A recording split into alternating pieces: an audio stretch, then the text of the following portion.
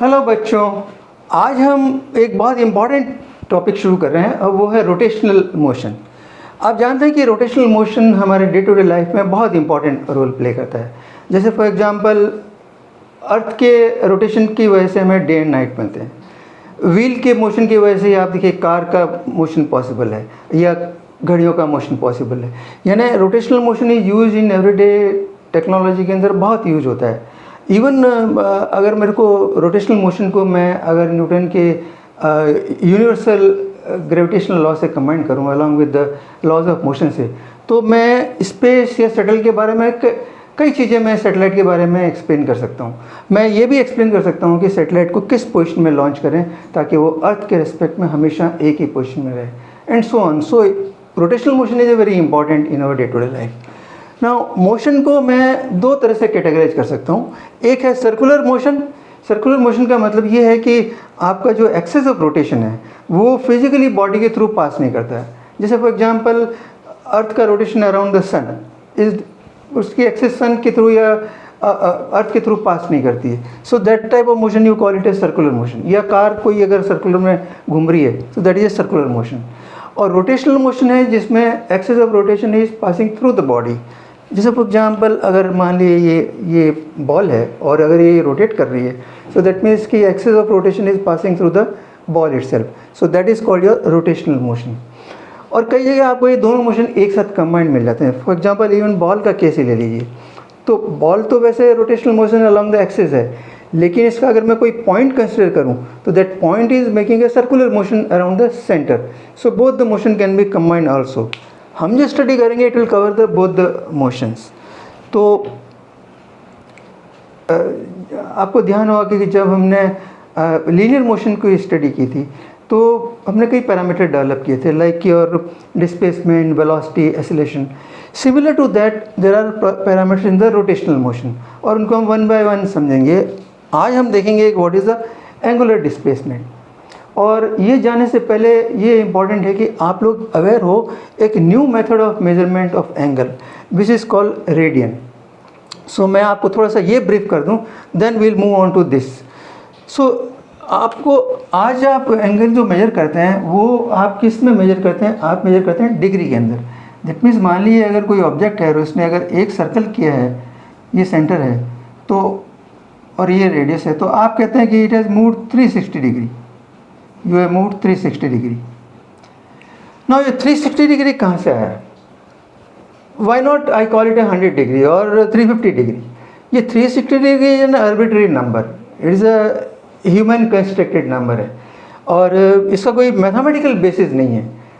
अलग अलग लोगों के अलग अलग व्यूज़ है। कोई कहता है कि एंशिएंट कैलेंडर में हमारे एक साल में 360 दिन होते थे, तो उस बेसिस पे उन्होंने इसको डिवाइड कर दिया 360 में।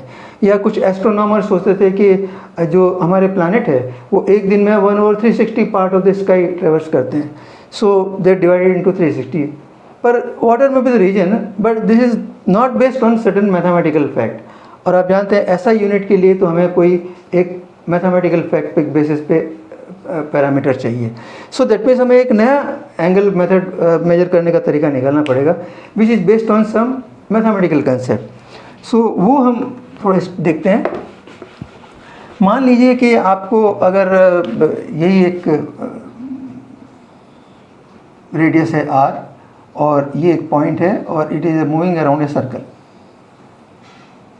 और इनिशियली मान लीजिए पॉइंट A है और it moves initially from A to B, okay, and it covers the angle of say theta. और ये जो आर्क है I call it let us see S।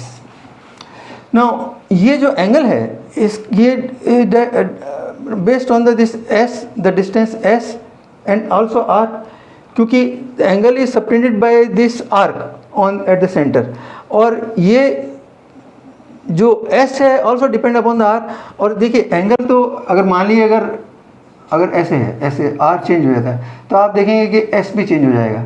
Okay, so that means मेरे को जो नया जो डेफिनेशन निकालनी है it should be related to S and R। That means ये इसके साथ में क्या रिलेशन है, अगर मैं डिफाइन कर दूँ, so that will define my the new method of measurement of angle. That means अगर मैं मान लो ऐसा करूँ कि मैं नई डेफिनेशन में ये कहूँ कि theta is equal to s और r. Okay, so it will give me a correct method of measurement of this angle. That means अगर मुझे अब 1 डिग्री डिफाइन करना हो तो that means if s is equal to r, तो क्या होगा, theta will be equal to 1 degree radian.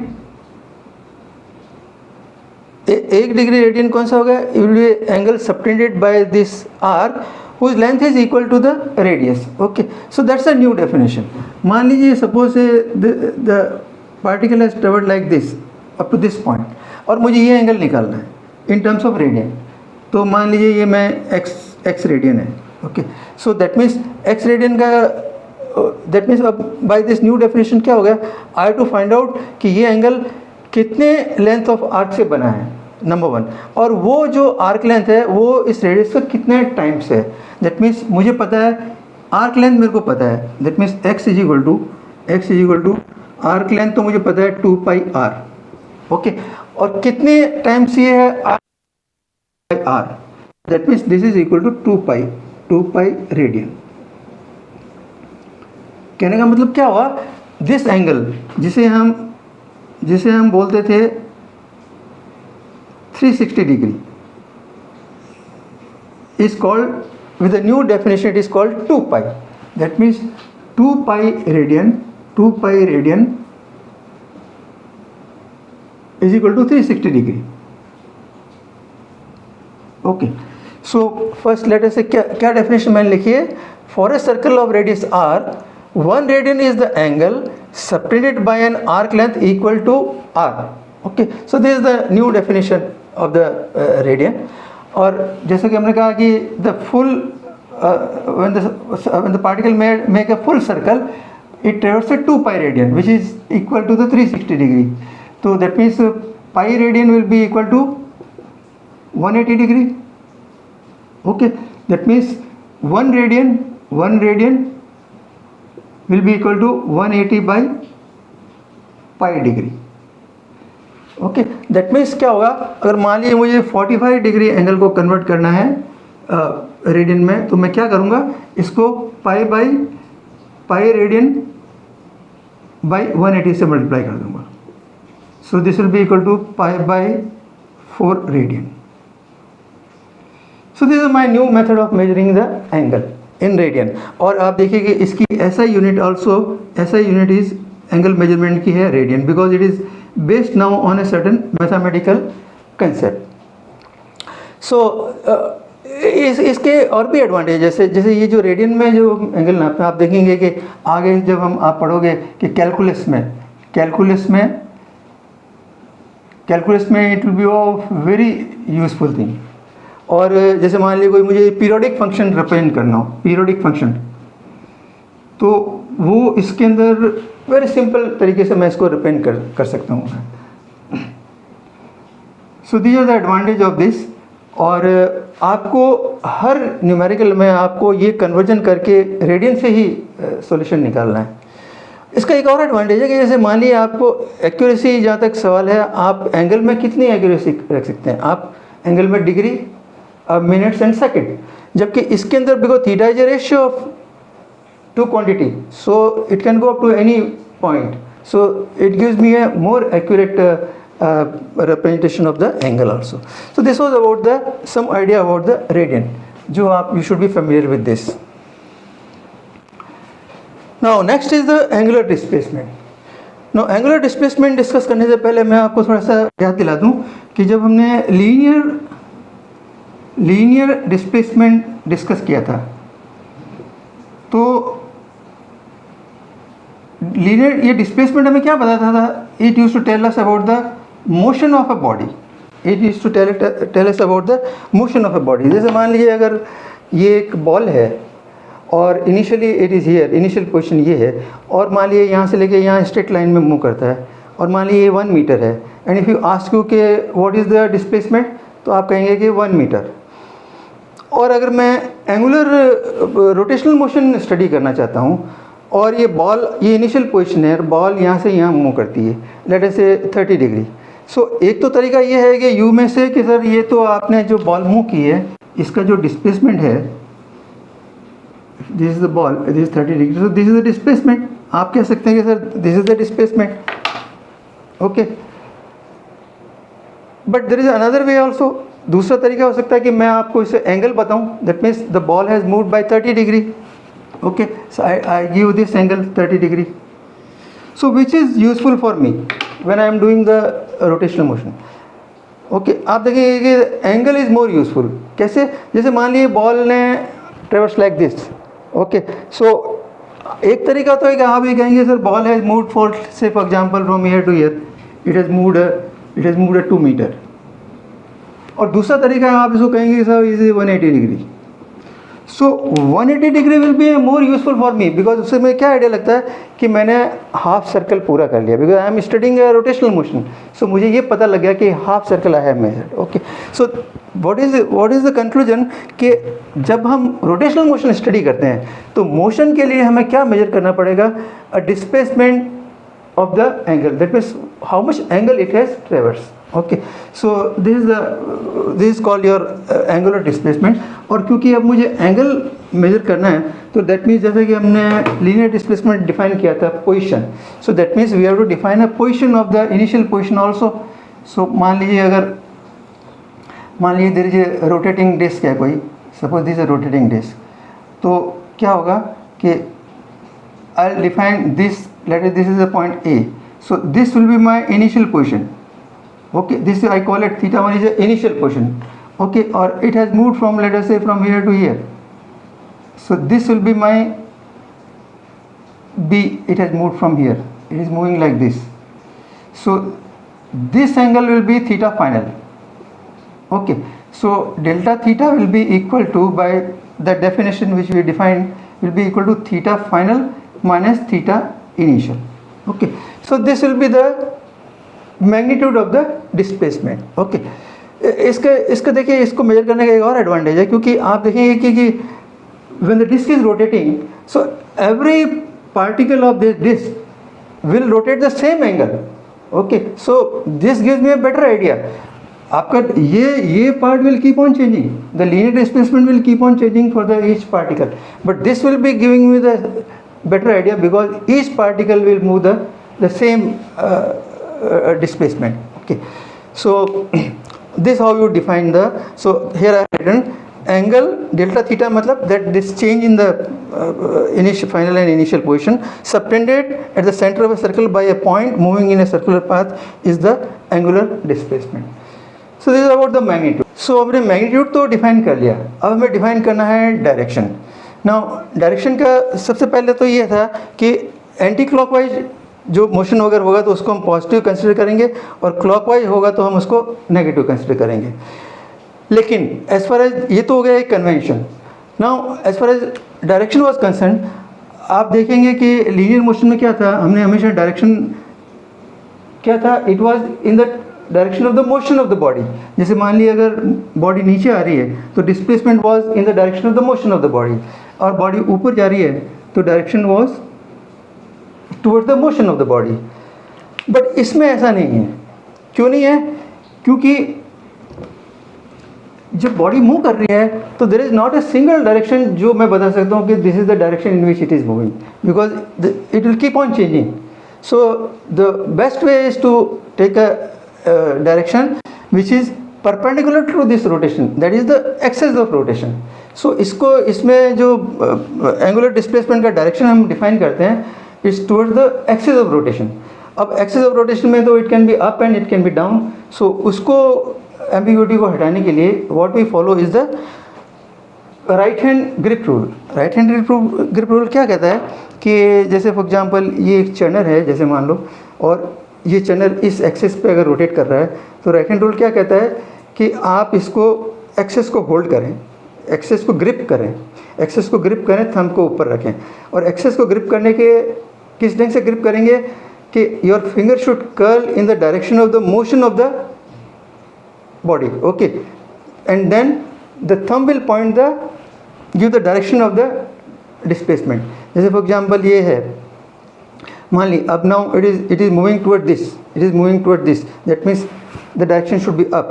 तो आप देखेंगे कि ये देखिए it is going up, this how, अगर ये नीचे आ रहा है तो मेरे को डायरेक्शन उल्टा करना पड़ेगा, it's coming down. Okay, so this how you can find out the direction. So अब आप सोचते होंगे कि साहब ये 90 डिग्री क्यों लिया, कोई और भी एंगल ले सकते थे। तो और एंगल अगर मैं लेता हूँ तो क्या होता है कि उसका कंपोनेंट रेडियस के ऊपर भी आ जाता है, because if it is a vertical to this then naturally इसका जो component on the radius is 0, जबकि अगर मान लो मैं कोई और डायरेक्शन लेता हूँ तो उसका कंपोनेंट रेडियस पे भी आ जाएगा। फॉर एग्जांपल अगर इस सर्कल पे अगर मैं इसको ऐसे डायरेक्शन लेता हूँ तो you will see there is projection on the radius also, जबकि रेडियस का मैं एंगल के साथ में क्या है, ये रिलेशन है, और वो रिलेशन किससे लिंक्ड है, it is linked with the S, that means this linear distance. So s is equal to delta s, you can say is equal to delta theta and r. So अगर इसका projection delta theta पे effect करता है तो that means this delta s will not be the true value. Okay, so अभी ये जब इसके परपेंडिकुलर है प्लेन के तो it has no role on the r. So that's another reason that we have decided to define the direction towards the axis of rotation. Okay, it is something like that। जैसे मैंने आपको vector का cross multiplication बता रहा था तो आपने देखा होगा कि एरिया को भी represented by the vector which is perpendicular to that plane. Okay, it is similar to that only, that magnitude we are representing by the direction which is perpendicular to the plane of rotation, that is the axis. It is called the axial vector. Okay, और हम इसका कई दफ़े use भी करते हैं। जैसे for example मान लिया आपको जब आप बॉटल का ढक्कन खोलते हैं तो आप क्या करते हैं, जैसे जब आप ढक्कन खोलते हैं तो आपको ढक्कन ऊपर लेना है, तो दैट मीन्स आपको इस डायरेक्शन में इसको रोटेट करना पड़ेगा। You rotate like this. Okay, so the ढक्कन क्या होता है, ऊपर आ जाता है। ओके, और ढक्कन को नीचे करना होता है, तो दैट मीन्स आपको क्या करना पड़ेगा, इस डायरेक्शन में रोटेट करना पड़ेगा, and that is why you do it. So it has a practical meaning also. Okay, और इस बेसिस के ऊपर इसको कभी कभी स्क्रू रूल भी बोलते हैं। Okay, so this is what to find out the direction. Now the question is, it has a magnitude and it has a direction. Now whether it is a vector or not. Now अगर तो ये angle ज़्यादा है, okay, then it is not a vector. और अगर ये angle small है, very small, maybe less than 10 degree, then you may call it a vector. ऐसा क्यों? क्योंकि आपको याद होगा वेक्टर होने के लिए क्या 4 रिक्वायरमेंट है। It should have magnitude, it should have direction, it should have a unit, and it should follow the law of addition of the vector, that is commutative law. That means the vector should follow the law that vector A plus vector B should be equal to vector B plus vector A. But अगर angle ज़्यादा है तो आप देखेंगे कि ये law follow नहीं करता है। उसके लिए जैसे for example if I give the example, मान लीजिए दिस इज एन ऑब्जेक्ट और this is the x axis, this is the y axis and this is the x axis. Okay, so मान लीजिए अगर मैं इसको ज़्यादा एंगल लेट से 90 डिग्री से if I rotate it along the first X axis, so this is the rotation. आप देखिए this is the rotation. Okay, and now I rotate it by 90 degree along Y axis, तो आपके सामने कौन सा हिस्सा आता है, ये जो लेंथ वाला हिस्सा आता है। So θ1 and θ plus you get this one.